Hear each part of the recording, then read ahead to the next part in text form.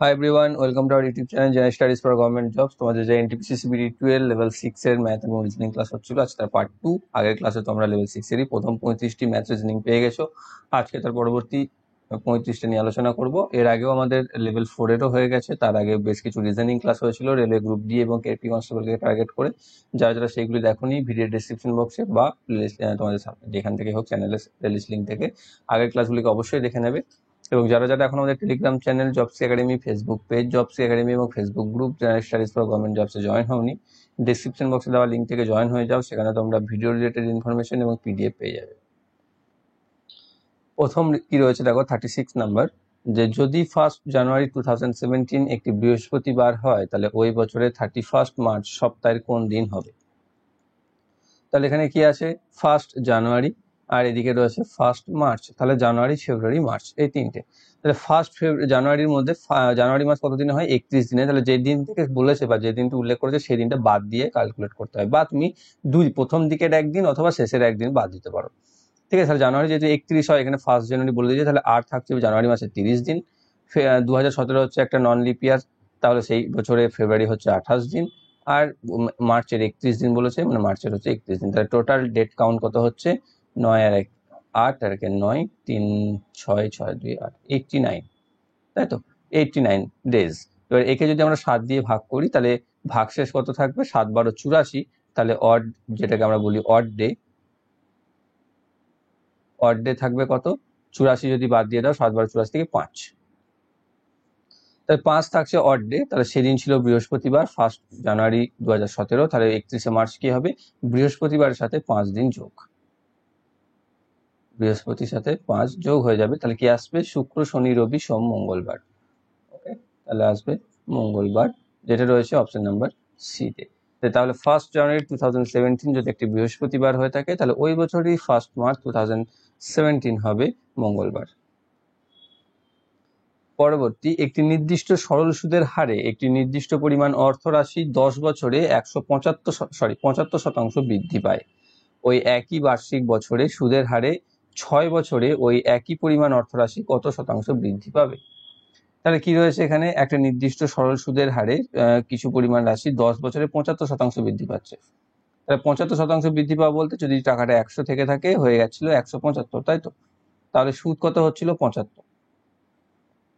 সেটা কতদিনে হচ্ছিল, 10 বছরে হচ্ছে। তাহলে 1 বছরে কত, এখানে তো তোমার সরল সুদ আছে, তাই 10 দিয়ে ভাগ করে দেবে, তাহলে 7.5 পেয়ে যাবে। তাহলে 1 বছরে হচ্ছে 7.5, তাহলে আমাকে চেয়েছে 6 বছরে কত হবে।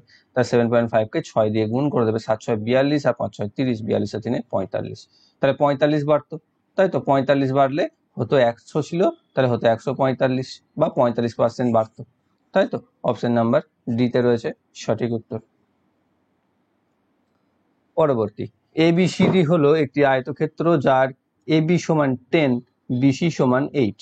ও কেন্দ্রীয় একটি বৃত্ত এবিসিডি আয়তক্ষেত্রটির এবি, বিসি ও সিডি এই তিনটি বাহুকে স্পর্শ করে। ত্রিভুজ ওবিসি এর ক্ষেত্রফল নির্ণয় করো। ওকে, আমি আয়তক্ষেত্রটা অঙ্কন করি।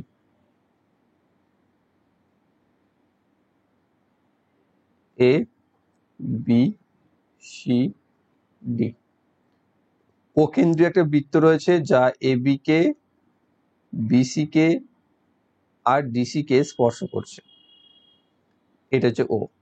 তাহলে ও বিসি ত্রিভুজের ক্ষেত্রফল কত হবে।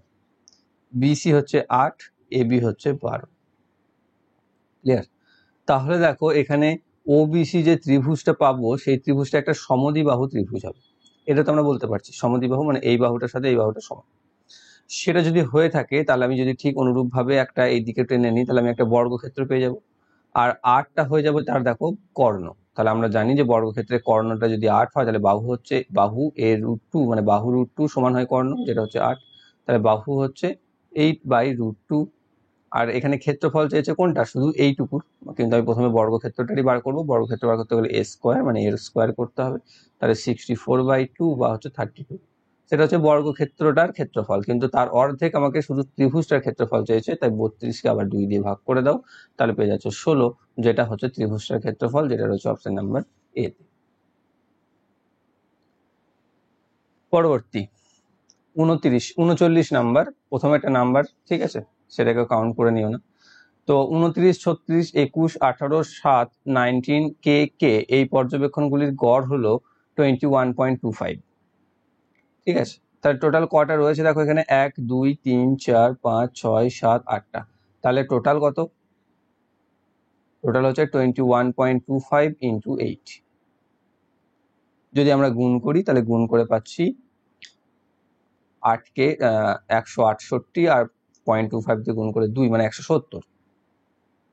আর এখানে এগুলোকে যোগ করো, 29, 36, 21, 18, 7 আর 19 এই সবগুলোকে যদি যোগ করি, যোগ করে আমি পাবো 130। তাহলে বিয়োগ করলেই দুটো কে এর যোগফল পেয়ে যাব। বিয়োগ করলে পেয়ে যাচ্ছি 40, তাহলে যেটা হচ্ছে 2k ইকুয়াল টু বা কে ইকুয়াল টু হবে 20। কে ইকুয়াল টু 20 আমি পেয়ে গেলাম। আর এখানে কি দিয়েছে, 29, 22, 15, 15, 22, 18, 21 পিপি এই পর্যবেক্ষণগুলির সংখ্যাগুরু মান হচ্ছে 29। তার সংখ্যাগুরু মান যদি 29 হয়, 29 সব থেকে বেশি বার থাকবে, অলরেডি 15 আছে দুবার, তাহলে দুবারে বেশি থাকতে হবে 29কে। তাহলে আর দেখো যেহেতু নেই, তাহলে বুঝতে পারছি যে পি ইকুয়াল টু হচ্ছে 29 বা পি এর জায়গায় দুবার 29 বসাতে হবে। তাহলে পি ইকুয়াল টু 29। এবার আমাকে কি চেয়েছে, যে পি মাইনাস কে এর মান বার করো। তাহলে 29 মাইনাস 20 ইকুয়াল টু 9, যেটা রয়েছে অপশন নাম্বার সি। পরবর্তী রয়েছে, মোট 5,000 টাকা অর্থের মধ্যে দানিশ একটি অংশ বার্ষিক 12% সরল সুদের হারে বিনিয়োগ করে এবং বাকি টাকা বার্ষিক 10% সরল সুদের হারে বিনিয়োগ করে। যদি 2 বছরে দানিশ মোট 1,072 টাকা সুদ পায়, তবে বার্ষিক 12% সরল সুদের হারে কত টাকা রেখেছিল? দেখো, 5,000 টাকা ছিল তার মোট, এর মধ্যে কিছু টাকা সে 12% হারে আর কিছু টাকা 10% হারে রাখে 2 বছরের জন্য। তাই 2 বছরের জন্য যদি রাখে, তাহলে 12 সরল সুদ, তাহলে 12%টা হয়ে যাবে 12 গুণিত 2 24%, আর 10% হয়ে যাবে 10 গুণিত 2 সমান হচ্ছে 20%। তাহলে আমাকে বার করতে হবে এখানে 5,000 টাকার মধ্যে কিছু টাকা। এবার আমাকে কি করতে হবে, এবার আমাকে অপশন টেস্ট করতে হবে। যে 1800 রয়েছে, দেখো প্রথমে 1800 টাকার 24% বার করো, মানে হচ্ছে 1800 ইন্টু 24% ইকুয়াল টু 18 ইন্টু 24, 18কে 24 দিয়ে গুণ করলে আমি পেয়ে যাবো কত, 432। এটা তোমাকে একটু করে নিতে হবে। আর তাহলে 1800 যদি 12% হারে রেখে থাকো, তাহলে 10% হারে থাকবে 5,000 থেকে 1800 বাদ দিয়ে দাও, 3,200। তাই 3,200 থাকবে 20%, তাহলে হচ্ছে 32 দিয়ে 64, 640। এবার দেখো তাহলে সুদ কত পাচ্ছে টোটাল, 2, 4, 3, 7, 4, 10, 1,072 টাকা। এক্ষেত্রে দেখো সেটাই এখানে সুদের পরিমাণ দিয়ে দিয়েছিল, মিলে গেল। তাহলে আমি বুঝতে পারছি যে অপশন এই হবে সঠিক উত্তর, 1800 টাকায় 24% হারে 12% হারে রেখেছিল। যদি না মিলতো তাহলে আমরা ঠিক অনুরূপভাবে 2150কে টেক করতাম, 1750কে করতাম, 2000কে করতাম। ক্লিয়ার? খুব বেশি সময় সাপেক্ষ নয় অঙ্কগুলো। তাই 2150, 1750 এইগুলোকে সাধারণত দেখবে থাকে না অ্যান্সার।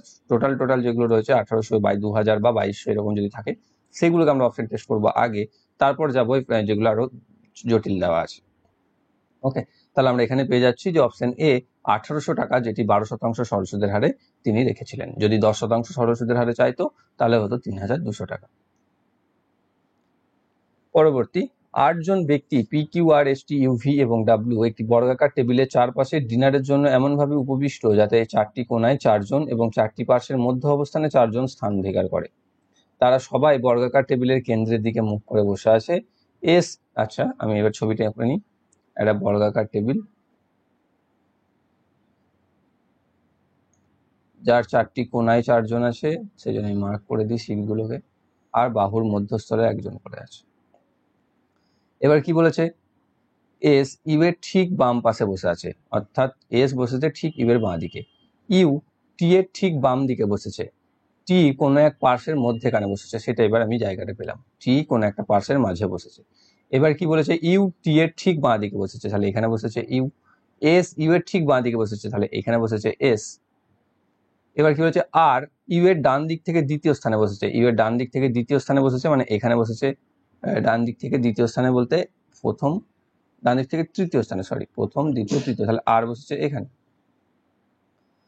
তারপর কি বসেছে, পি বসেছে ভি এবং আর এর উভয়েরই পাশে। পি এবং আর উভয়েরই পাশে কে বসেছে, পি বসেছে ভি এবং আর, তাহলে পি বসেছে এখানে, ভি বসেছে এখানে। তবে দেখো ভি আর আর এর মাঝে বা পাশে বসেছে পি একসাথে। ডাব্লু কিন্তু টি এর পাশে বসেনি, তাহলে টি এর পাশে যদি ডাব্লু না থাকে, ডাব্লু কে এখানে বসতে হবে, আর এখানে বাকি থাকছে কিউ, তাহলে এখানে বসতে হবে কিউ কে। তাহলে এবার বলছে যে নিম্নলিখিতের মধ্যে কোন একটি কোণায় বসে আছে কে। আর আর দেখো বাহুর মাঝে আছে, এস এসও দেখো বাহুর মাঝে আছে, ভি ভিও দেখো বাহুর মাঝে আছে, কিউ কিউ একমাত্র কোণায় আছে। তাহলে অপশন নাম্বার ডি যেটা হচ্ছে সঠিক উত্তর। পরবর্তী, G M P V Z এবং ডি একটি পরিবারের 6 জন সদস্য। জেড সম্পর্কে হলো ভি এর ছেলে, ওকে, ভি এর ছেলে হলো জেড। এম সম্পর্কে ভি এর ভাই, এম হলো ভি এর ভাই। ডি হলো বি এর বিবাহিত দম্পতি, তাহলে ডি হলো ভি এর স্ত্রী বা স্বামী। পি হলো ডি এর মেয়ে, তাহলে ডি এর মেয়ে যদি হয় তাহলে জেড এর সাথেই হবে ডি। ডি আবার সম্পর্কে জি এর বোন, তাহলে জি এর বোন হচ্ছে ডি। আচ্ছা, তার মানে এ স্ত্রী এ স্বামী। তাহলে আমাকে চেয়েছে জেড সম্পর্কে পি এর কে হয়। আচ্ছা, পি ডি এর মেয়ে বলেছে, পি সরি এখানে পি। আবার ডি আবার সম্পর্কে জি এর বোন, আচ্ছা এটা ওখানে হতো। তাহলে জেড সম্পর্কে পি এর কে হয়, তাহলে পি এর কে হচ্ছে পি এর ভাই হচ্ছে, কারণ জেড ছেলে বলেছিল এখানে দেখো প্রথমে জেড ছেলে ছিল, আর এখানে পি আছে ডি এর মেয়ে, তাহলে পি হচ্ছে ফিমেল আর জেড হচ্ছে মেল, তাহলে এর ভাই হচ্ছে জেড। অপশন নাম্বার সি তে রয়েছে সঠিক উত্তর। যদি বলতো জেড এর কে হয় পি, তাহলে হতো বোন। পরবর্তী, রাশিমালাটির মান নির্ণয় করো। 1 - 4 ডিভাইডেড বাই 5, তাহলে এখানে কি করতে হবে, 1 - 4/5, 4/5 বলতে 0.8, এইভাবে আমরা করতে পারি, ভাগটাই আগে করতে হবে। তারপরে এখানে 1 গুণিত 3 মানে পেয়ে যাচ্ছি 3, 3 আর প্লাস 2 মানে হয়ে যাবে -3 + 2 মানে হচ্ছে -1, এটাই পেয়ে গেলাম একবারে, গণিত 8 বাই এখান থেকে 3 স্কোয়ার 9, 9 কে 8 দিয়ে গুণ, 7 8 9 72, 72 থেকে 8 বাদ, তাহলে এখান থেকে পাচ্ছি 1 - 0.8, এখান থেকে পাচ্ছি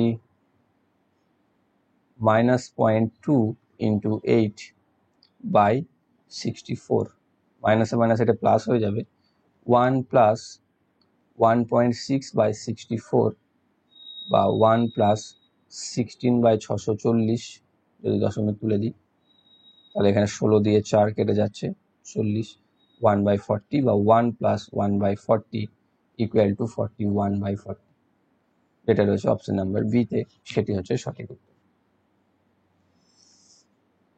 পরবর্তী রয়েছে সি দেয়ার ড্রেসেস কে টি ভেসু হিসাবে সংকেতভুক্ত করা হয়েছে। Dresses we see K NX TI V হিসাবে সংকেতভুক্ত করা হয়েছে। We see their party K FS VE NX SU হিসাবে সংকেতভুক্ত করা হয়েছে। সমস্ত সংকেত শুধুমাত্র দুটি অক্ষরের সংকেত। তাহলে সেই সাংকেতিক ভাষায় পার্টি ড্রেসেস এর সম্ভাব্য সংকেত কি হবে? তাহলে এখান থেকে কি দেখতে পাচ্ছি, এখানে দেখো প্রথম লাইনে আর দ্বিতীয় লাইনে কমন আছে সি আর ড্রেসেস, এই দুটোর মধ্যে কি কি কমন আছে, টি আছে আর ভিই আছে, তাহলে সি আর ড্রেসেস এই দুটো। তারপরে দ্বিতীয় লাইনের সাথে তৃতীয় লাইনে কি ম্যাচ আছে, দেখো সি আছে আর উই আছে, তাহলে সি তিনটেতেই আছে, তাই তিনটেতে কি আছে ভি, তাহলে আমি বলতে পারলাম যে সি হচ্ছে ভি। সি যদি ভি হয় তাহলে ড্রেস হচ্ছে টি, ড্রেসেস হচ্ছে টিআই।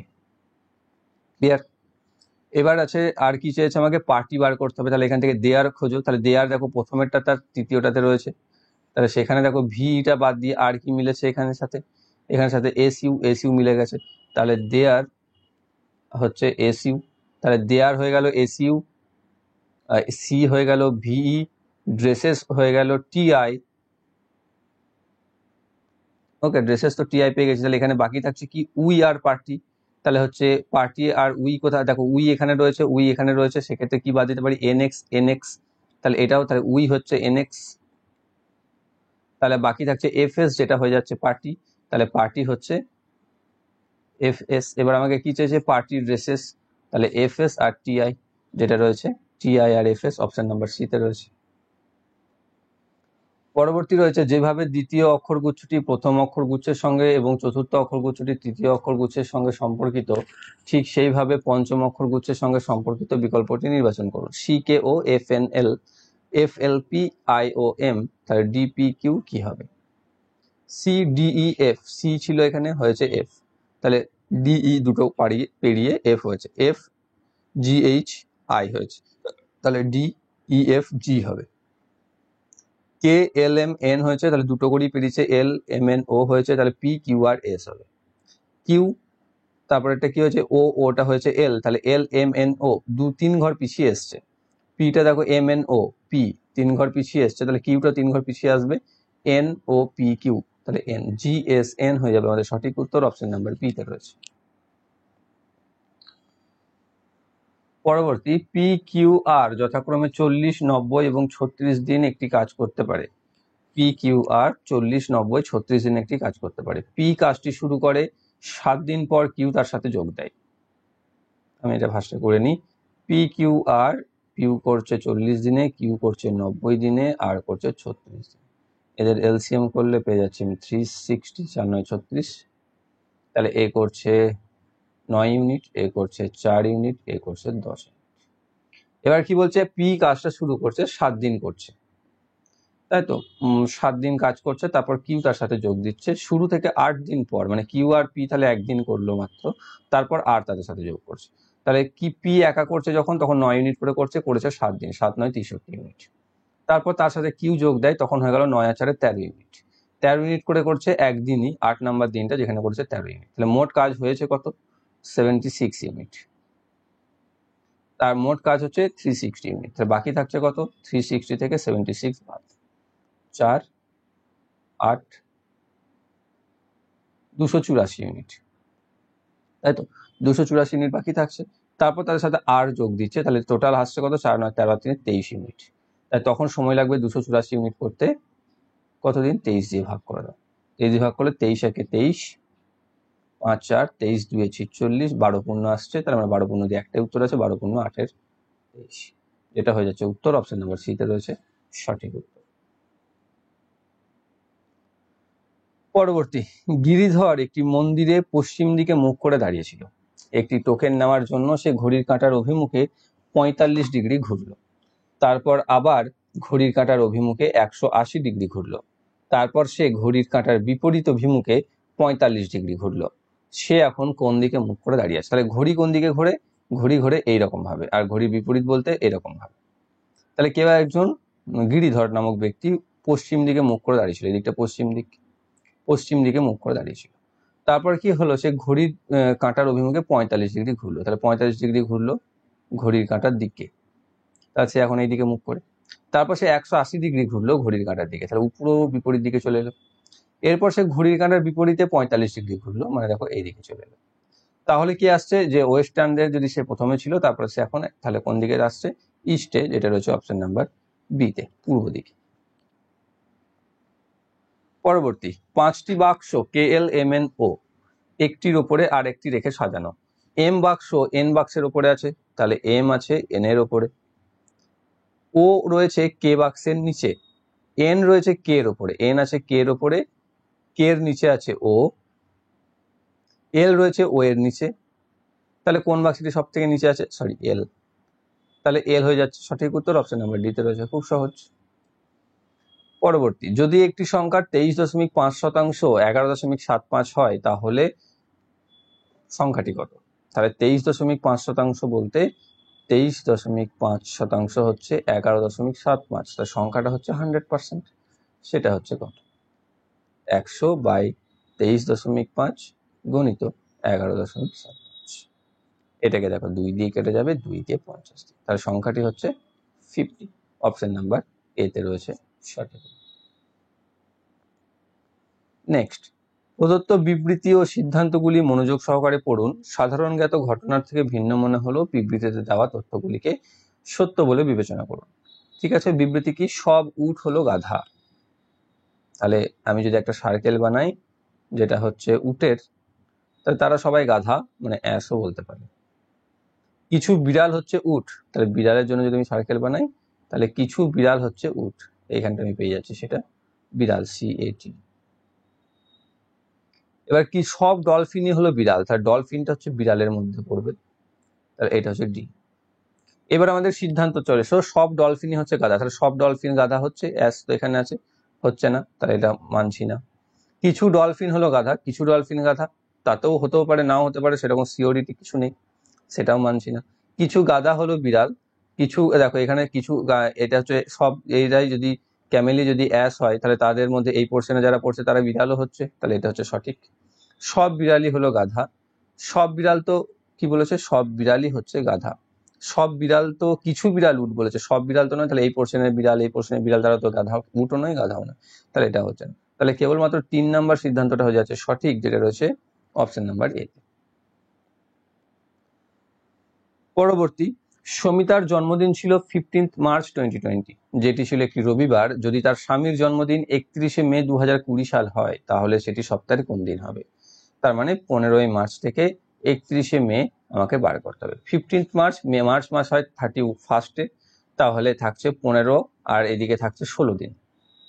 মার্চের পর এপ্রিল হচ্ছে 30 দিনে, তারপর মে 31, যোগ করলে আমি কত পাচ্ছি? 77। একে যদি আমি 7 দিয়ে ভাগ করি, মিলে যাবে, কোনো ভাগশেষ থাকছে না, মানে অড ডে 0। অড ডে যদি 0 হয়, তাহলে সেটি যে বার ছিল এটিও সেই বারই হবে, অর্থাৎ রবিবার ছিল, রবিবারই হবে। অপশন নাম্বার ডি তে রয়েছে সঠিক উত্তর। পরবর্তী, 2 sin y plus cos y equal to √5 sin y, তাহলে tan y এর ভ্যালু কত হবে? কি দিয়েছে আমাকে? এটা আমরা এখানে যে ফর্মুলাটা ইউজ করব সেটা হচ্ছে tan y equal to cos y by sin y, জানি আমরা প্রত্যেকে, তাই তো? ওকে, তাহলে আমরা কি করব এবার, এই 2 sin y টাকে এই দিকে নিয়ে চলে যাব, তাহলে √5 sin y minus 2 sin y equal to cos y লিখতে পারি। এবার এখান থেকে sin y যদি আমি কমন নিই, তাহলে পেয়ে যাচ্ছি √5 minus 2 equal to cos y। cos y এর নিচেতে যদি সাইনটাকে পাঠিয়ে দিই, তাহলে পাচ্ছি cos y by sin y equal to √5 minus 2, বা tan y সমান √5 মাইনাস 2।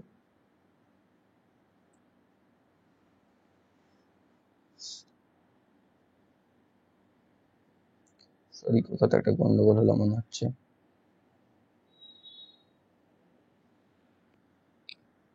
আচ্ছা আচ্ছা, সাইন বাই, এই তো এইখানটাতেই গন্ডগোল, sine by cos equal to tan, ঠিক আছে? তাহলে এটা এখানটা না, এখানে আসবে কি এবার, sine y by cos y equal to 1 by √5 minus 2, এটা আসবে। তাহলে ট্যান ওয়াই ইকুয়াল টু হবে 1 বাই √5 মাইনাস 2। এবার এটাকে করণীয় নিরসন করতে হবে, √5 প্লাস 2 দিয়ে গুণ করে, √5 প্লাস 2 দিয়ে, তাহলে ওপরে পড়ে থাকবে √5 প্লাস 2, আর নিচেতে পড়ে থাকবে √5 স্কোয়ার 5, আর এখানে থাকবে 2 স্কোয়ার হচ্ছে 4, তাহলে 1, তাহলে পড়ে থাকছে √5 প্লাস 2, তাহলে ট্যান এর ভ্যালু হচ্ছে √5 প্লাস 2, অপশন নাম্বার সি তে রয়েছে সঠিক। পরবর্তী রয়েছে, এই পর্যবেক্ষণ গুলির সংখ্যাগুরু মান ও গড়ের পার্থক্য করো। সংখ্যাগুরু মান তো আমরা পেয়ে যাবো, সব থেকে বেশি বার যেটা রয়েছে, দেখো কি রয়েছে সব থেকে বেশি বার, সব থেকে বেশি বার রয়েছে দেখো 12, এখানে একবার, এখানে একবার, এখানে একবার, তার সংখ্যাগুরু মান তো 12 পেয়ে গেলাম। এবার গড় আমাকে বার করতে হবে, যোগ করো, 4 আর 5 9, 9 আর 6 15, 15 সাথে 22, 22 আর 30, 30 আর 12 42, 42 আর 9 51, 51 12 63, 63 5 68, 68 আর 12 80। তাহলে 80 সংখ্যা কটা রয়েছে, 1 2 3 4 5 6 7 8 9 10টা, তাহলে 80 বাই 10 সমান হচ্ছে 8, তাহলে গড় হচ্ছে 8, তাই তাদের মধ্যে পার্থক্য কত, 12 মাইনাস 8 সমান হচ্ছে 4, অপশন নাম্বার এ তে রয়েছে সঠিক উত্তর। পরবর্তী রয়েছে, 30টি সংখ্যার গড় 55, যার মধ্যে প্রথম 15টি সংখ্যার গড় 51 এবং শেষ 12টি সংখ্যার গড় 56, তাহলে 68 74 এবং বাকি 3টি সংখ্যার গড় কত হবে? তাহলে 30টি সংখ্যার গড় 55, তাহলে প্রথমে আমি টোটাল বার করে নেবো। এটা হচ্ছে 55 গুণিত 3 মানে হচ্ছে 165, শূন্য বসিয়ে। এবার প্রথম 15টির গড় বলেছে 51, তাহলে প্রথম 15টির টোটাল কত হচ্ছে, 15 গুণিত 51 সমান 15 গুণিত 51 যদি বার করি, সেটা কত পাচ্ছি আমি, সেটা পেয়ে যাচ্ছি 765। আর শেষ 12টি বলেছে, শেষ 12টি কত, 56, 12 গুণিত 56, এটা গুণ করলে আমি পাচ্ছি 672। তাহলে এই দুটোকে যদি আমি যোগ করি, এই দুটোকে যোগ করলে আমি পেয়ে যাচ্ছি 1437। সেটাকে থেকে যদি আমি 1650 থেকে বাদ দিয়ে দিই, তাহলে আমি দেখো বাকি যে 3টে পড়ে থাকছে, এখানে 12টা ধরে নিয়েছি, এখানে 15টা ধরে নিয়েছি, 27 হয়ে গেছে, বাকি 3টে থাকছে 30 থেকে বাদ দিলে, তার টোটাল আমি পেয়ে যাবো, যেটা হচ্ছে 3 1, তাহলে হচ্ছে 1 2 213। তাহলে বাকি 3টি যে টোটাল, সেটা থাকছে এটা, আর এখানে 68 আর 74 বলেছে, তাদের যদি যোগ করে দিই এখানে 68 আর 74, তাহলে 8 আর 4 12 আর 3 15 আর 5 হাতে থাকছে 1, 8 আর 6 14 আর 1 15 আর 5 হাতে থাকছে 355। তা 355 হচ্ছে 68 74 বাকি তিনটির যোগফল, তার টোটাল পাঁচটির যোগফল হচ্ছে 355। তাহলে তাদের এভারেজ হচ্ছে 5 দিয়ে ভাগ, 5 7 35, 5 1 5, 71, যেটা রয়েছে অপশন নাম্বার ডি তে। ক্লিয়ার? 71 হচ্ছে সঠিক উত্তর। পরবর্তী রয়েছে একটি শঙ্কু আকৃতির তাঁবুর ভূমিতলের ব্যাসার্ধ 9 মিটার এবং উচ্চতা 12 মিটার। এটি তৈরি করতে 100 টাকা প্রতি পাই মিটার স্কোয়ার হিসাবে মোট খরচ কত হবে? একটা তাঁবু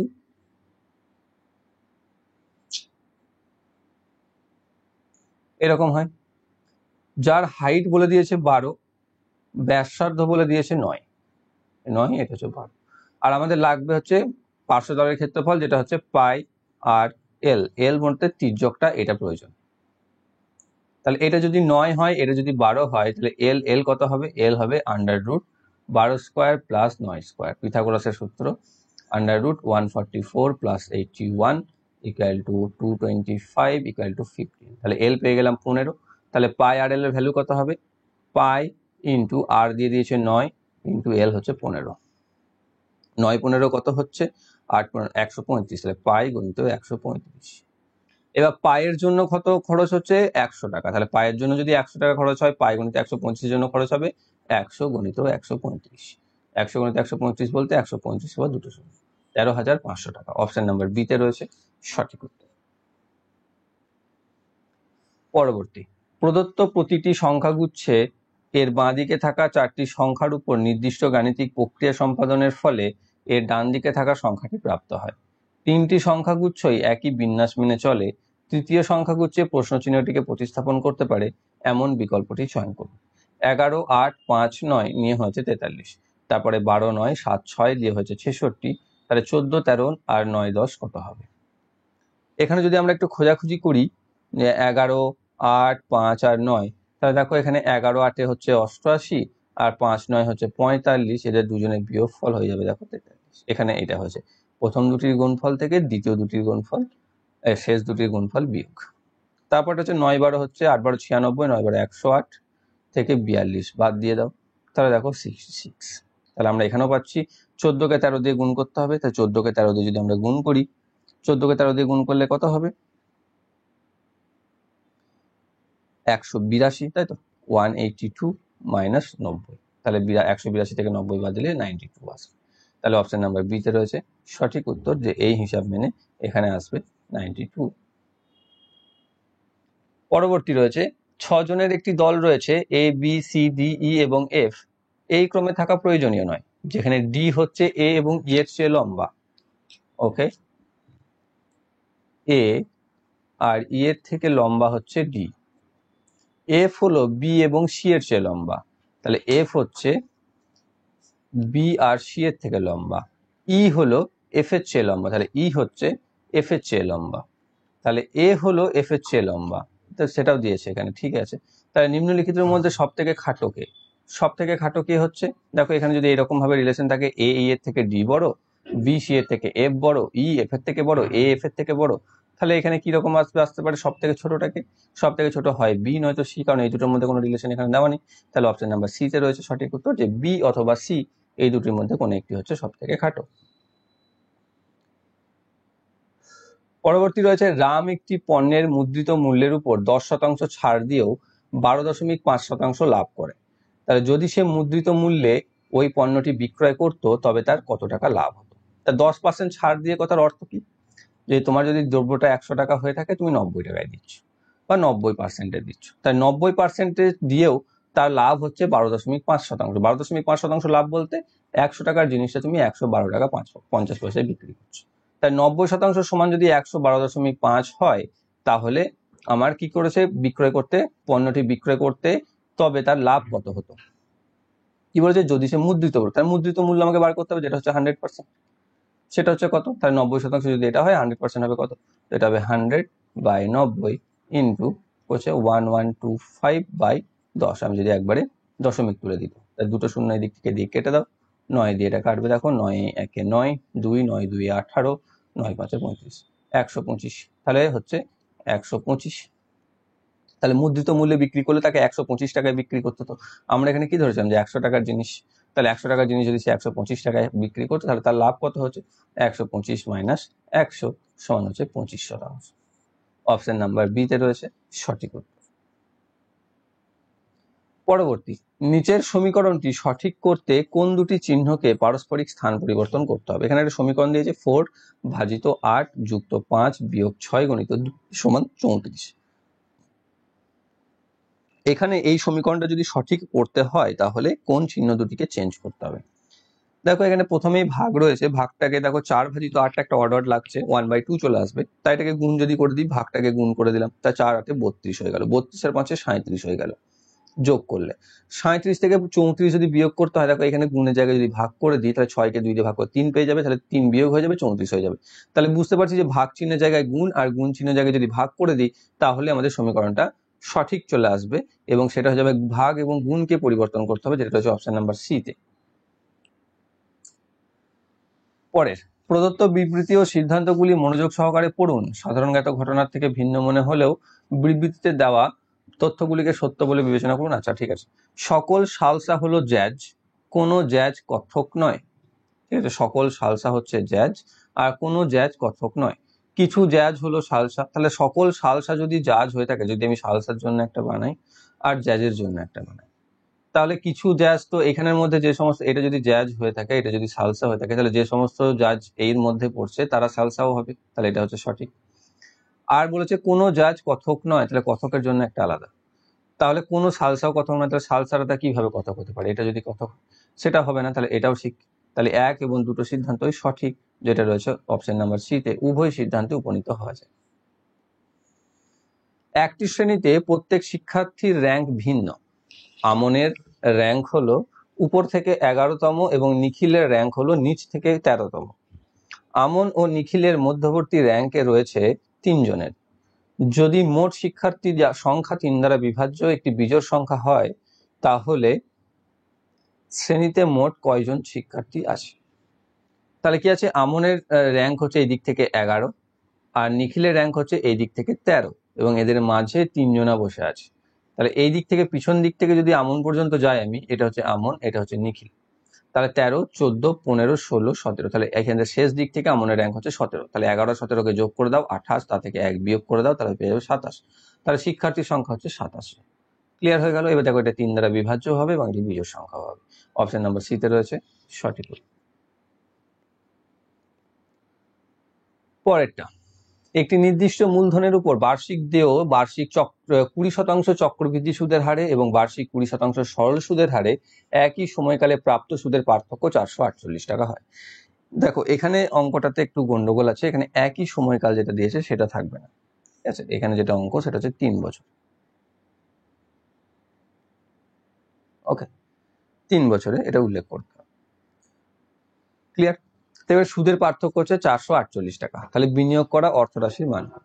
তাহলে বিনিয়োগ করা অর্থরাশি 2 বছর যখন থাকতো তখন আমরা সরল সুদ আর চক্রবৃদ্ধি সুদের মধ্যে পার্থক্যের একটা ফর্মুলা দেখেছিলাম, P × R/100^2, তাই তো? আর এখানে 3 বছরের ক্ষেত্রে যদি আমরা করতে হয় তো সেরকম কোনো সূত্র এখনো অবধি তো আমরা করিনি, তো সেক্ষেত্রে আমার কাছে P × 1 + R/100 R⁴ আর এদিকে PRT/100 করে দুটোকে বাদ দিতে হবে, কিন্তু সেটা তো করতে গেলে অনেক বেশি লেন্দি হয়ে যাবে।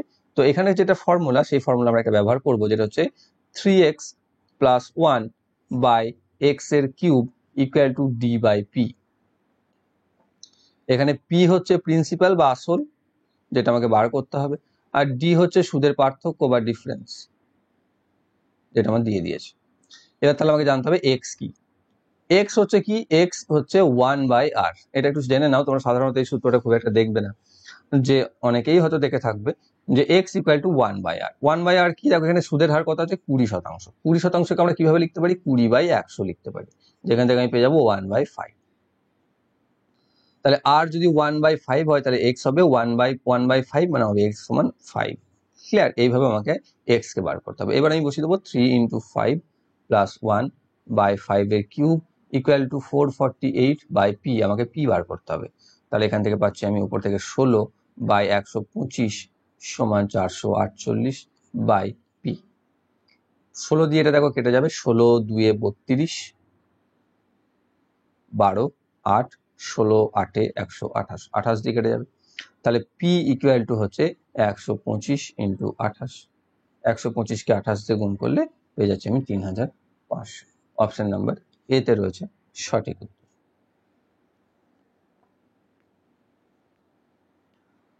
নেক্সট রয়েছে একটি গোলাকার খোলকের বহিঃব্যাসার্ধের ব্যাসার্ধ 9 সেন্টিমিটার এবং খোলকের পুরুত্ব 1 সেন্টিমিটার, অর্থাৎ একটা খোলক আছে।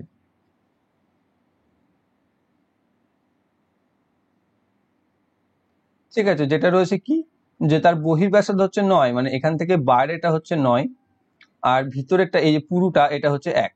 তাহলে এটা যদি 1 হয় তাহলে ভিতরেরটা হচ্ছে 8। তাহলে আমরা যদি এই খোলকের বাইরের খোলটা ধরে বা বাইরের 9 সেমি ব্যাসার্ধ ধরে ক্ষেত্রফল বা আয়তন বার করি, আর একবার তা থেকে এই 8 করে বা ভিতরে ব্যাসার্ধ ধরে আয়তন বার করি দিয়ে যদি বিয়োগ করে দিই, তাহলে আমরা খোলকটার আয়তন পেয়ে যাব, তাই না? সেটা আমাকে করতে হবে। তাহলে এখানে প্রথমে কি হচ্ছে, বাইরের আর হচ্ছে 9 আর ভিতরে আর হচ্ছে 8। তাহলে আমরা যদি এখানে ফর্মুলাটা ব্যবহার করি 4/3 পাই আর কিউব, তাহলে একবার হবে 4/3 পাই 9 এর কিউব বিয়োগ 4/3 পাই 8 এর কিউব। এবার দেখো এখানে 4/3 পাইকে যদি কমন নিয়ে নিই তাহলে 9 এর কিউব মাইনাস 8 এর কিউব। 9 এর কিউব হচ্ছে 4/3 পাই, 9 এর কিউব হচ্ছে 729 মাইনাস 512 সমান 4/3 ইন্টু 22 7 ইন্টু 729 থেকে 512 বাদ দিলে কত হবে, 700 কত আসছে, বিয়োগ করলে আসছে 217, যেটা দেখো 7 দিয়ে কেটে যাবে, 7 3 21, 7 1 7। এবার হবে 3 দিয়ে আর কাটবে না, তাহলে 4/22 88, 88কে 31 দিয়ে গুণ করতে হবে, তাহলে আসছে 88, 3 8 24 4 2, 3 8 24 26, তাহলে 8 4 8 12 2, হাতে থাকছে 1 7 2728, তাই তো 2728/3। এবার এটা যদি আমি পূর্ণ করি 3 9 27, 2 নামবে 0 বসে 8 3 0 3 9 9 3 27 আর 909 পূর্ণ চলে আসছে, 909 পূর্ণ থাকছে 7 3 2727 আসছে, তাহলে এখানে থাকছে 1/3। তাহলে 909 পূর্ণ 1/3, অপশন নাম্বার এতে রয়েছে সঠিক উত্তর। প্রথমে রয়েছে নিম্নলিখিত কোন বিষয়টি বা কোন বিকল্পটি নিকটতম আনুমানিক মান যা প্রদত্ত সমীকরণের প্রশ্ন চিহ্নের স্থানে বসতে পারে। 499.37 plus 195 into 4.79 minus 2.87 divided by 19.70। তো এখানে যখনই আনুমানিক বলে দেবে না, প্রত্যেকটাকে রাউন্ড ফিগারে নিয়ে চলে যাবে। 499.37 এটাকে তুমি নিয়ে নাও 499 প্লাস 1.95 এটাকে নিয়ে নাও 2 ইন্টু এটাকে নিয়ে নাও 5, এটাকে নিয়ে নাও 3, এটাকে নিয়ে নাও 20। তাহলে এখান থেকে আমি কি পাচ্ছি, 5 গুণিত 10 তাহলে হচ্ছে 509 পাচ্ছি, তাই তো 409 আর 10 যোগ বিয়োগ এখান থেকে 3/20, 3/20 মান হচ্ছে কত, 3কে যদি 20 দিয়ে ভাগ করো তাহলে 3/20 তে ভাগ করলে কত আসবে, পয়েন্ট সামথিং কিছু আসবে, যেটা 1 এর থেকে কম আসবে, তাই না?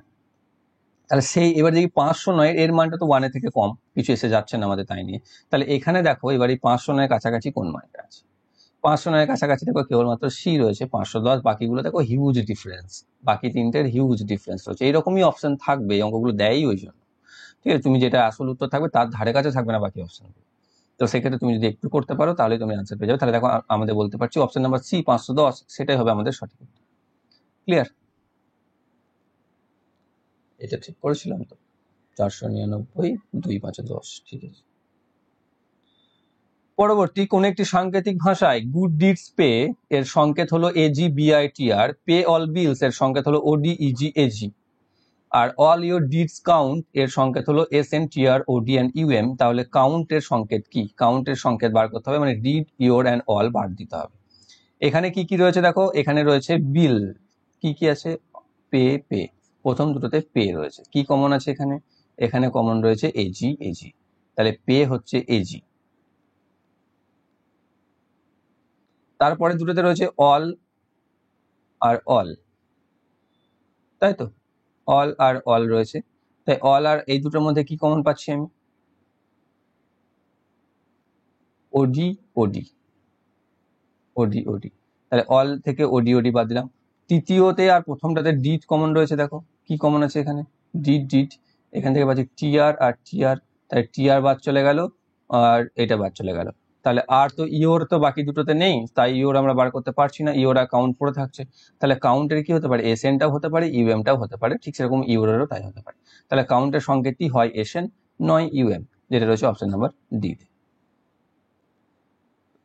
পরবর্তী রয়েছে কোন একটি সাংকেতিক ভাষায় মিউজিককে লেখা হয় LTTJD এবং কনসেপ্টকে লেখা হয় BNMDFQU, তাহলে সেই ভাষায় সিঙ্গিংকে কিভাবে লেখা হবে?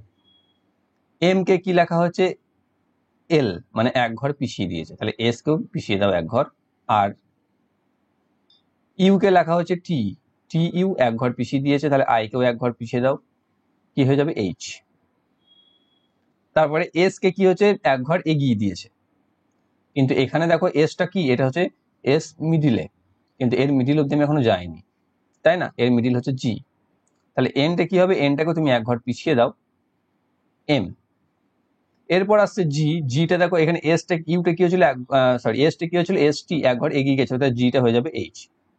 তাহলে RH MH এটা দেখলেই তোমরা পেয়ে যাবে আসল উত্তরে কোনটা, যে অপশন রয়েছে ডি RH MH, তারপর একটা JOH আসবেই আসবে। ঠিক আছে, অর্থাৎ প্রথম দিকের ভাগটা অর্ধেকের আগে পর্যন্ত কি হয়েছে, এক ঘর করে পিছিয়ে গেছে, বাকিগুলো এক ঘর করে এগিয়ে গেছে, এরকম ভাবে হয়েছে। পরে রয়েছে কি, যে 8 জন সহকর্মী KLMNOPQ এবং আর কেন্দ্রাভিমুখী হয়ে বৃত্তাকারে উপবিষ্ট। এন হলো এল এবং কিউ উভয়ের নিকটতম প্রতিবেশী। আচ্ছা, একটা বৃত্তাকার টেবিলে 8 জন আছে, ছবিটাকে করে নি।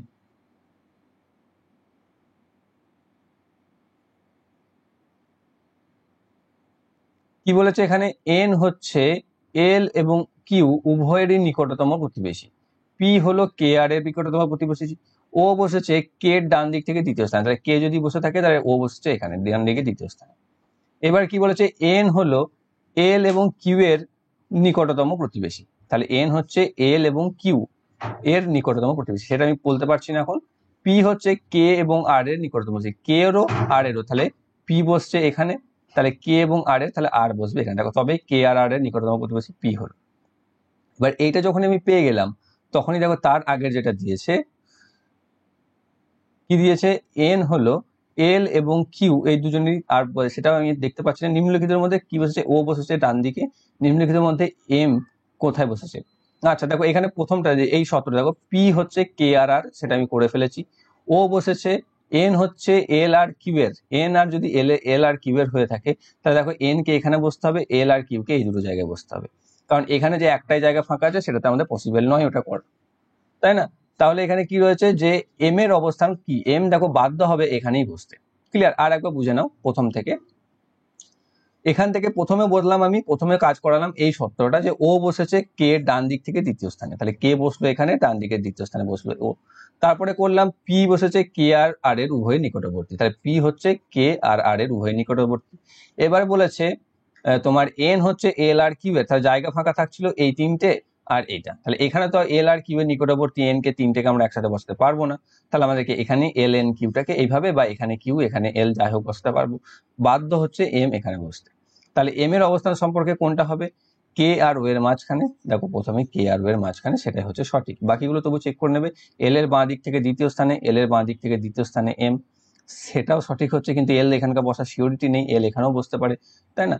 ঠিক ও আর পি এর মাঝখানে, ও আর পি এর মাঝখানে তো নয়, কিউ আর ও এর মাঝখানে সেটাও নয়। ওকে, তাহলে 1 নম্বরে নিশ্চিতভাবে সত্য এ, আর সত্য হতেও পারে সেটা হচ্ছে বি। ওকে, কিন্তু সেটা তো নয়, আমাকে নিশ্চিতভাবে সত্য চেয়েছে, তাহলে অপশন এ হচ্ছে সঠিক উত্তর। পরবর্তী রয়েছে 245, 175 এবং 385 এর গসাগু নির্ণয় করো। এইরকম গসাগু থাকলেই তোমরা ভাগ প্রক্রিয়া করবে, কারণ সেটাতে তাড়াতাড়ি হয়ে যাবে। তাই 245 কে আমরা কি করব, 175 দিয়ে করব, এক বাই যাবে 175, 25 আর 45 থাকছে কত, 70, তাহলে 175 এখানে যাবে 2 দিয়ে 140 চলে যাবে 35, তাহলে বুঝতে পারছি 35 কে কেটে যাচ্ছে, মানে 35 পাচ্ছি। এবার 385 কে দেখে নেবো 35 দিয়ে কাটছে, 385 কে 35 কত, 35 একে 35, 3 5 30, তাহলে 11, তা মিলে যাচ্ছে, তাহলে 35 হচ্ছে এই সি, অপশন নাম্বার সি তে রয়েছে সঠিক। একটি দ্রব্যের মুদ্রিত মূল্য এবং ক্রয় মূল্যের অনুপাত 5:3, যদি দ্রব্যটির বিক্রয় মূল্য 3024 হয় এবং দোকানদার দুটি ক্রমাগত ছাড় দিয়ে থাকেন যথাক্রমে 16% এবং 20%, তাহলে লাভ বা ক্ষতি কত? তাহলে মুদ্রিত মূল্যের উপর তিনি ক্রমাগত 16 এবং 20% ছাড় দিয়েছেন। তাহলে মুদ্রিত মূল্য যদি এক্স হয় তার উপর 16% ছাড়, 100 মধ্যে 16 ছাড় মানে 84/100, আর 20% ছাড় মানে হচ্ছে 80/100। ছাড় দেওয়ার পর যে বিক্রয় মূল্য পেয়েছেন সেটা হচ্ছে 3024, তাই তো? তাহলে এক্স সমান কি? এক্স সমান কি পাচ্ছি আমি? এক্স সমান 3024 ইন্টু 100/84 ইন্টু 100/80। ওকে, তাহলে এখান থেকে দেখো 0 0 কাটতে পারছি, 4 দিয়ে এটাকে 2, 4 দিয়ে এটাকে 25, এই 2টা দিয়ে এটাকে 5, আর 84 দিয়ে এটা কেটে যাবে, 84 দিয়ে এটাকে কাটবে কততে? 36 দিয়ে। তাহলে আমি পেয়ে যাচ্ছি 36 ইন্টু 125, 36 ইকুয়াল টু 125, এর ভ্যালু হচ্ছে 4500। তাহলে এটা হচ্ছে এক্স মুদ্রিত মূল্য। এবার বলো যে মুদ্রিত মূল্য আর ক্রয় মূল্যের অনুপাত হচ্ছে 5:3, তাহলে এটা হচ্ছে 5:3। তাহলে এইটা পেয়ে গেছি 4500। তাহলে এটা কত? দেখো ভাগ করলে পাচ্ছ তুমি 5, এই 0 দুটো কাজ কেটে বাদ দিয়ে ধরলে 5 9 45, আর 3 9 27 হবে, 27 পর দুটো 0 বসিয়ে দাও। তাহলে ক্রয় মূল্য হচ্ছে 2700 টাকা। ক্রয় মূল্য যদি 2700 হয়, বিক্রয় মূল্য 3024, তাহলে লাভ কত করেছে? 3024 থেকে 2700 টাকা বাদ, তাহলে হচ্ছে 324 টাকা, যেটা রয়েছে অপশন নাম্বার ডি তে, 324 টাকা লাভ। ওকে, নেক্সট এবং লাস্ট কি বলছে? নিম্নলিখিত লাইন গ্রাফটি একটি গাড়ি নির্মাতা সংস্থা 2007 থেকে 12 সময়কালে হওয়া বার্ষিক লাভের শতকরা হার দেখায়। Profit percentage earn by a car manufacturing company over the 10 years. আচ্ছা, ওভার ইয়ার্স। একটি গাড়ি নির্মাতা সংস্থার কয়েক বছরের শতকরা লাভ দেওয়া আছে সেখানে। নিম্নলিখিত কোন বছরের বার্ষিক শতকরা লাভ গ্রাফে দেওয়া সকল বছরের শতকরা বার্ষিক লাভের গড়ের নিকটতম হবে? অর্থাৎ এখানে এই যে দেওয়া আছে 40, 55, 45, 65, 70, 60, এদের এভারেজ বার করতে হবে এবং দেখতে হবে সেই এভারেজটা সব থেকে কোন বছরের কাছাকাছি। এভারেজ করে দাও, তাহলে ফার্স্টে 40, 55, 45, 65, 70, 60 যোগ করে 1 2 3 4 5 6 6 দিয়ে ভাগ করে দাও। যোগ করলে আমি কত পাবো? এগুলোকে সব যোগ করলে পেয়ে যাবো 335/6। ভাগ করলে পেয়ে যাবো 6 5 30, 6 5 30, 6 6 8 48, 2 6 3 18, এরকম আর পয়েন্ট চলে আসবে। তাহলে 55.833 এরকম সামথিং আসবে। তাহলে 55.83 এর মধ্যে সব থেকে নিকটবর্তী কি আছে দেখো? 55, সেটা কোন বছরে? 2008 সালে। তাহলে অপশন নাম্বার সি তে রয়েছে সঠিক উত্তর। ওকে, তো এই হচ্ছে তোমাদের লেভেল 6 এর বাকি 35টি। আগের ক্লাসে 35টি পেয়েছো, আজকে 35টি, এবং আশা করছি তোমরা প্রত্যেকে বুঝতে পেরেছো। বুঝতে যদি না পেরে থাকো কমেন্ট করে অবশ্যই জানাবে, এবং কোনটা বুঝতে পারো না আমি চেষ্টা করি প্রত্যেকে রিপ্লাই দিয়ে দেওয়ার। আর ভিডিওটি ভালো লেগে থাকলে অবশ্যই লাইক করো, বন্ধুদের সাথে শেয়ার করো। আর যারা যারা চ্যানেলটিতে নতুন রয়েছে চ্যানেলকে সাবস্ক্রাইব করে বেল আইকন কল করে রাখো, যাতে ভবিষ্যৎ ভিডিও নোটিফিকেশন সকলের আগে পেয়ে যাও। Thank you for watching.